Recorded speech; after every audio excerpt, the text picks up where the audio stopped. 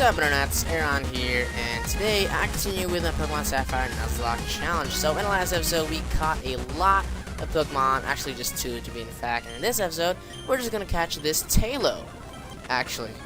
Because that's, no actually I think I did catch another Pokemon in this episode, which is gonna be for later. But for now, I am going to use this Great Ball on this Talo, which is going to catch it very fast, all thanks to the speed up button / spacebar, which I am abusing again. That's right, but I promise you guys in the next episode, it might be long, but I'm going to not really use the speed up button too much. But yeah, anyways, so I was thinking of a name for this Talo, and what do you call this? I was supposed to call it Eagle Eye, but then I thought of a better name for this guy.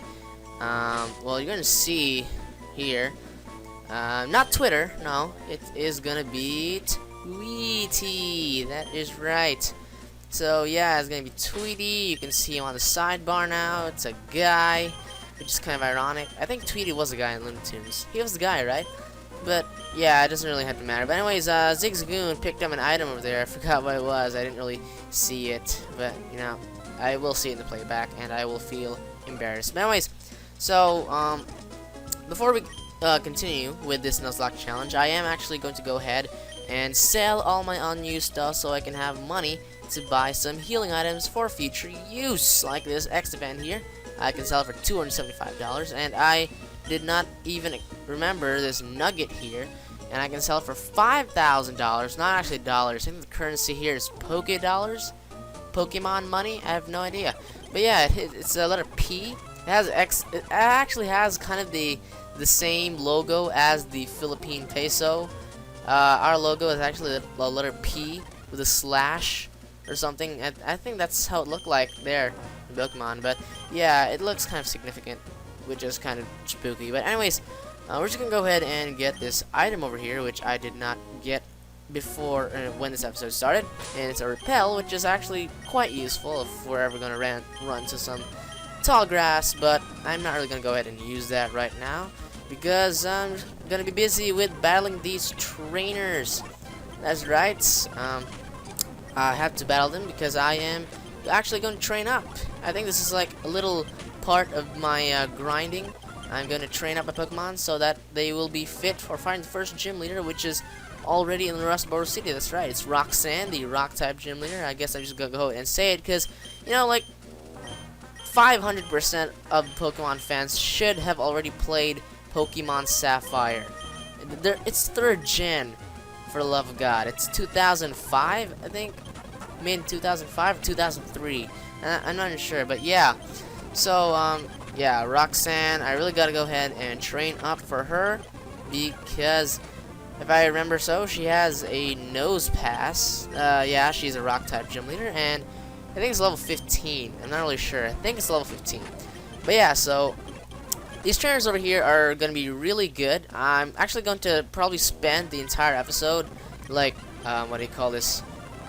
Training up via trainer battling. You know, like demolishing every other person's Pokemons. I might, you know, do some wild battles here and then, but I would just mostly like to go for trainer battles because they give more experience, because trainers have more experienced Pokemon. Yeah.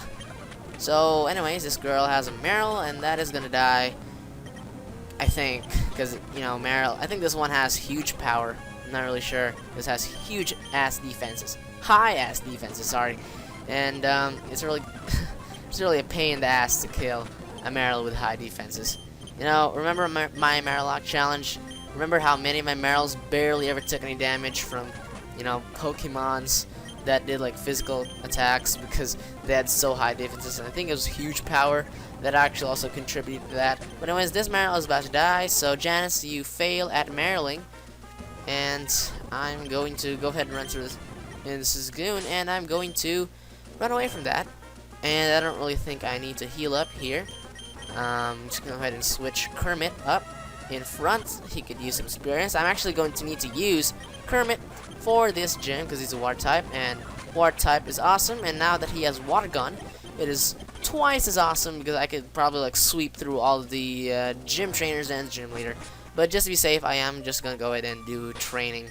So here we are in the Rust Surf Tunnel. I'm not really gonna do training here. I might do. I just forgot. Remember, this video was made like probably a week ago, and I'm gonna catch my Pokemon here, which is undoubtedly, of course, going to be a Whismur, because Whismur can be found here at 100%. That's right. There's no other Pokemon that can be found in Rust Surf Tunnel other than Whismur, which kind of sucks.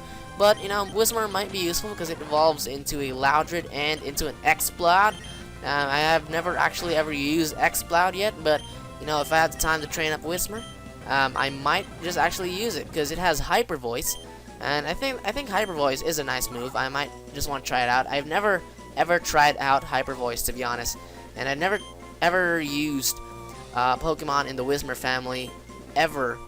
This might be my first and only time, my only chance to do this in a playthrough, because if I remember correctly, Whismurs can only be found in 3rd generation games, you know, in the wild, like in Pokemon Sapphire, Ruby, Sapphire, and Emerald. Not really counting Pokemon Fire Red, Leaf Green, because you know they're reboots of Pokemon Red and Blue, and back then Whismur didn't even exist. So yeah. Anyways, I'm just gonna go ahead and name this guy FM. If you get my drift, then you should give this video a like, because it's kind of smart. But if you don't, then it's supposed to be for FM radio, because a Whismur is like a sound Pokemon. But at the moment, it's like a whisper Pokemon. You know, just listening to his name, it's a whisper Pokemon. So I'm really sorry I coughed there. I think that's probably it.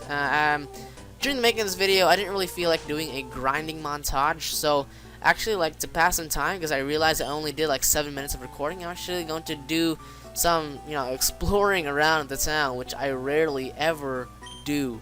Seriously, I barely ever explore the town when I play games like Pokemon or when I do Nuzlocke, because I just go straight to the point. I get straight to the point. I challenge the gyms if there is one, and if the town or city doesn't have a gym, then it's considered useless to me. So yeah, anyways, I go inside this building. I'm not really sure what I'm expecting here.